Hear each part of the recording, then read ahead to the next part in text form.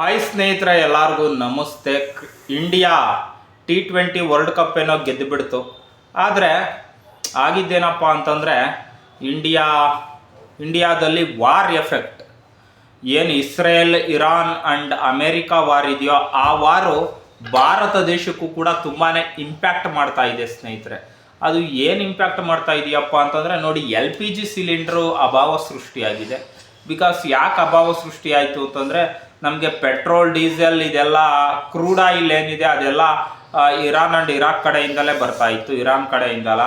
ಆದರೆ ಪೆರ್ಮುಜ್ ಜಲಸಂಧಿ ಸ್ಟಾಪ್ ಮಾಡಿದರ ಪರಿಣಾಮ ಅವೆಲ್ಲ ನಮಗೆ ಎಂಟ್ರಿ ಆಗ್ತಾ ಇಲ್ಲ.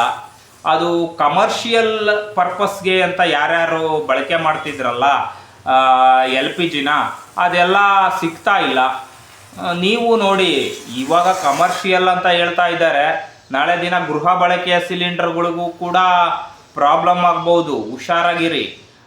ಮತ್ತು ಇನ್ನೊಂದೇನಪ್ಪ ವಿಷಯ ಅಂತಂದರೆ, ಈ ವಾರಿಂದ LPGಗೆ ಅಷ್ಟೇನ ಎಫೆಕ್ಟ್ ಆಗಿರೋದು, ಬೇರೆ ಇನ್ಯಾವುದಕ್ಕೂ ಎಫೆಕ್ಟ್ ಆಗಿಲ್ವಾ ಅಂದರೆ ಶೇರ್ ಮಾರ್ಕೆಟ್ಗೆ ಎಫೆಕ್ಟ್ ಆಗಿದೆ ಸ್ನೇಹಿತರೆ. ಇವತ್ತು ಸ್ವಲ್ಪ ಪ್ರಮಾಣದಲ್ಲಿ ಚೇತರಿಕೆ ಕಂಡಿದೆ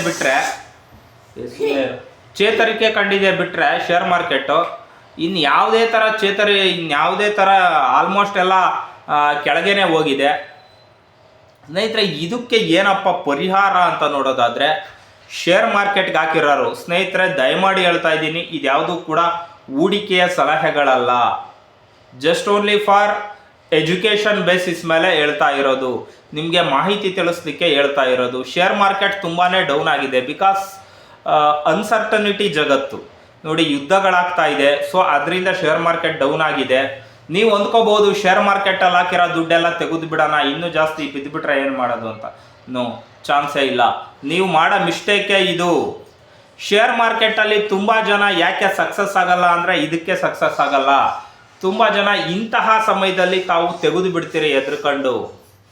ಯಾಕಪ್ಪ ಅಂದರೆ ಏನು ಇನ್ನೂ ಕಮ್ಮಿ ಆಗಿಬಿಟ್ರೆ ಅಂತ. ಶೇರ್ ಮಾರ್ಕೆಟಿನ ಹಣೆ ಬರನೇ ಇದು ಕಣ್ರಿ. ಯಾಕಪ್ಪ ತೆಗಿತಾರೆ ಅಂತಂದರೆ, ಲಾಸ್ ಆಗೋದೆಲ್ಲ ಕಣ್ಮುಂದೆ ಕಾಣ್ತಾ ಇರುತ್ತೆ. ಸೊ ಅವಾಗ ನೀವು ಎದುರುಕತ್ತೀರಾ. ಲಾಂಗ್ ಟರ್ಮಲ್ಲಿ ಹಾಕಿರೋರು ಯಾರೂ ಕೂಡ ತೆಗಿಬೇಡಿ, ಅದನ್ನು ಬಿಡಿ. ಇನ್ನು SIP ಮಾಡ್ತಿರೋರು ಕೂಡ SIPನ ಮುಂದುವರಿಸಿ. ಬಿಕಾಸ್ ಆಫ್ ಇದು ಶಾಶ್ವತ ಅಲ್ಲ, ಇದು ತಾತ್ಕಾಲಿಕವಾಗಿದೆ. ಕೆಲವೊಂದು ಟೈಮ್ ಬೂಮ್ ಆಗಿಬಿಡುತ್ತೆ ಒಂದೇ ಸಲ. ಬಿಕಾಸ್ ನೋಡಿ, ಶೇರ್ ಮಾರ್ಕೆಟ್ ವಿಷಯಕ್ಕೆ ಬಂದರೆ ಸುಮಾರು 14-15 ಸುಮಾರು ಒಂದು ಎರಡು ವರ್ಷದಿಂದ ರಿಟರ್ನೇ ಬಂದಿಲ್ಲ.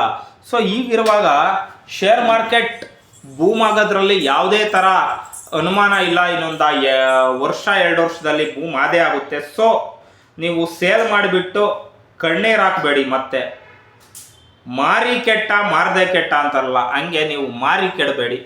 ಮತ್ತು ಶೇರ್ ಮಾರ್ಕೆಟ್ ಕೆಳಗಡೆ ಬಿದ್ದಿರೋದು ಮೇಲೆ ಏರಲೇಬೇಕು, ಇದು ಜಗತ್ತಿನ ನಿಯಮ. ಹೇಗೋ ಶೇರ್ ಮಾರ್ಕೆಟ್ ನಿಯಮನೂ ಕೂಡ ಹಾಗೇನೆ, ಕೆಳಗಡೆ ಬಿದ್ದಿರೋದು ಮೇಲೆ ಏರಲೇಬೇಕು. ಸೊ ಅದರಿಂದ ನೀವು ಟೆನ್ಷನ್ ಆಗಬೇಡಿ. ವಾರ್ ಸಲುವಾಗಿ ಶೇರ್ ಮಾರ್ಕೆಟ್ ಬಿದ್ದಿದೆ ಅಂತ ತಲೆ ಕೆಡಿಸ್ಕೊಬೇಡಿ. ನಿಮ್ಮ ಹತ್ರ ಇನ್ವೆಸ್ಟ್ಮೆಂಟ್ ಇದ್ದರೆ ಒಳ್ಳೊಳ್ಳೆ ಕಂಪ್ನಿಗಳ ಮೇಲೆ ಈಗ ಹೂಡಿಕೆ ಮಾಡಿ. ಹೂಡಿಕೆಗೆ ಒಳ್ಳೆಯ ಸಮಯ ಇದು. Because don't take tension, because of this is the very good time to investment ಅಂತ ಹೇಳ್ತಾರೆ. ಇದೊಂದು ಬಂಡವಾಳ ಹೂಡಿಕೆಗೆ ಒಳ್ಳೆಯ ಸಮಯ ಸ್ನೇಹಿತರೆ. ಮತ್ತೆ ವಾರ್ ನಡೀತಾ ಇರೋದು ಯಾವ ವಿಷಯಕ್ಕಪ್ಪ ಅಂದರೆ, ಅಮೇರಿಕಾ ಯಾಕೆ ಎಂಟ್ರಿ ಆಗ್ತೈತೆ. ಅಮೇರಿಕಾಗೆ ಇರಾನ್ ಅಣ್ವಸ್ತ್ರ ಹೊಂದೋದು ಇಷ್ಟ ಇಲ್ಲ, ಇಸ್ರೇಲ್ಗೂ ಅಷ್ಟೇ ಇಷ್ಟ ಇಲ್ಲ. ನೀವು ಕೇಳ್ಬೋದು, ಅಮೇರಿಕಾ ಮಾತ್ರ ಅಣ್ವಸ್ತ್ರ ಹೊಂದಿದೆ, ಹಂಗೆ ಕಣ್ರಿ ಅವರು ಮಾತ್ರ ಏನು ಬೇಕಾದ್ರೂ ತಿನ್ಬೋದು, ಬೇರೆಯವ್ರು ಮಾಡಿ ತಿನ್ಕೂಡ್ದು, ಈ ಥರದವ್ರು ಅವ್ರು ಬೇಕಾದ್ರೆ ಎಲ್ಲರನ್ನೂ ಕೇಳ್ಬೋದು, ಬೇರೆಯವ್ರು ಅವ್ರನ್ನ ಕೇಳ್ಕೂಡ್ದು. ಆ ಥರ ಮನಸ್ಥಿತಿಯ ಒಂದು ದೇಶ ಅಂದರೆ ಅದು ಅಮೇರಿಕಾ.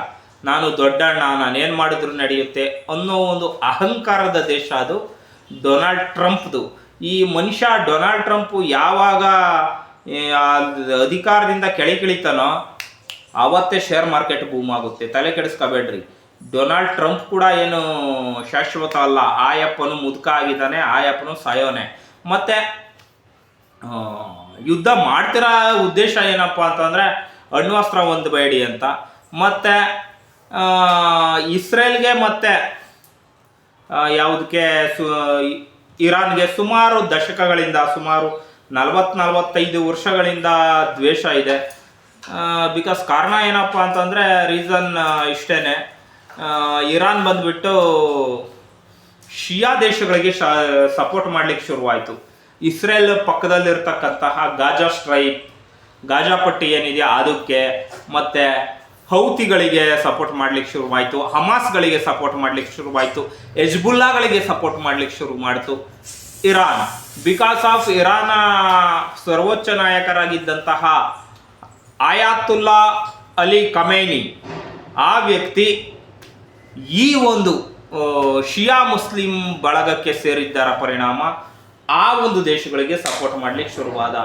ಅವಾಗಲಿಂದ ಇಸ್ರೇಲ್ ಮತ್ತೆ ಇರಾನ್ ದೇಶಗಳ ಸಂಬಂಧ ಅಳಿಸ್ತು. ಯಾಕೆ ಅಳಿಸ್ತು?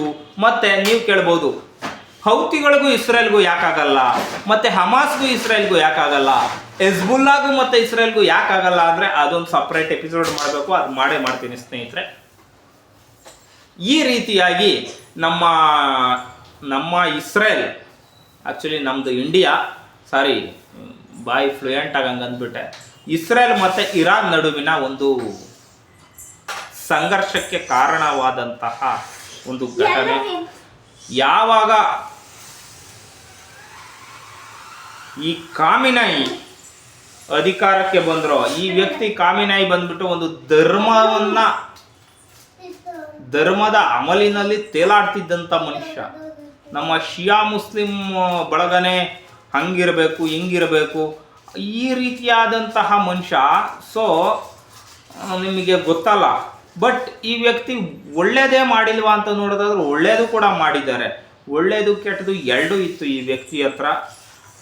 ಹೆಣ್ಮಕ್ಳ ವಿಷಯದಲ್ಲೂ ಕೂಡ ತುಂಬ ಚೆನ್ನಾಗೇ ನಡ್ಕೊತಾ ಇದ್ರು. ಆದರೆ ಕೆಲವೊಂದು ಸ್ಟ್ರಿಕ್ಟ್ ರೂಲ್ಸ್ ಸೇರಿದ್ದರ ಪರಿಣಾಮ, ಅಂದರೆ ಹೆಣ್ಮಕ್ಳಿಗೆ ಹಿಜಾಬ್ ಹಾಕಿ ಮತ್ತು ಈ ರೀತಿಯಾದಂತಹ ಕಠಿಣಬದ್ಧ ಕಾನೂನುಗಳನ್ನು ಹೇರಿದ್ದರ ಪರಿಣಾಮ ಅಲ್ಲಿಯ ಹೆಣ್ಮಕ್ಳು ಆಯಾತುಲ್ಲಾ ಅಲಿ ಖಾಮಿನೈ ಅವರ ವಿರುದ್ಧವಾಗಿ ಪ್ರತಿಭಟನೆಯನ್ನು ಮಾಡಿದ್ರು.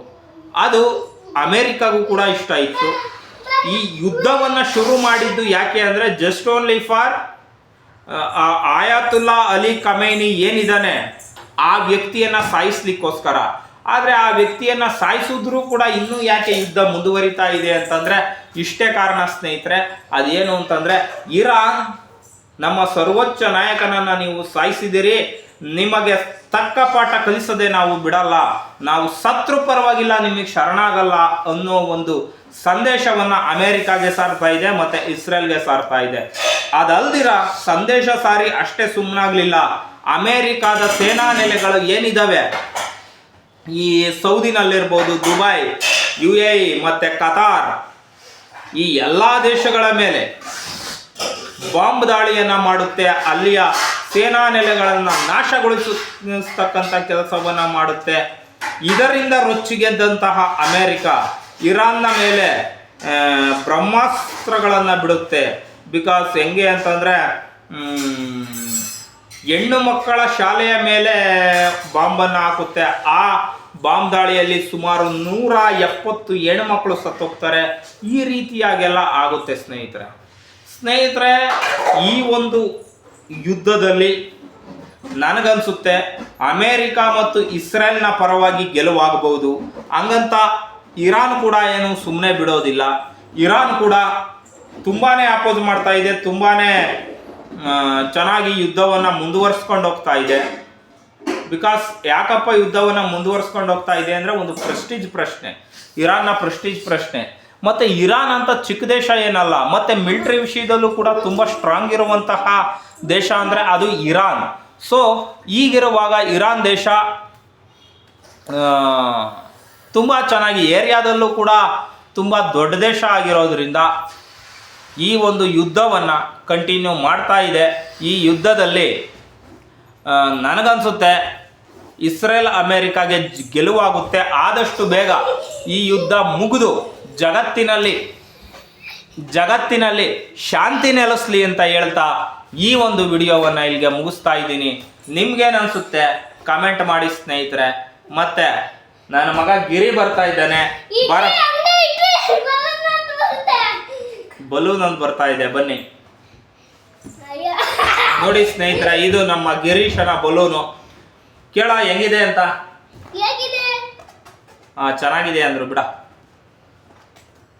ಓಕೆ ಸ್ನೇಹಿತರೆ, ಬಾಯ್.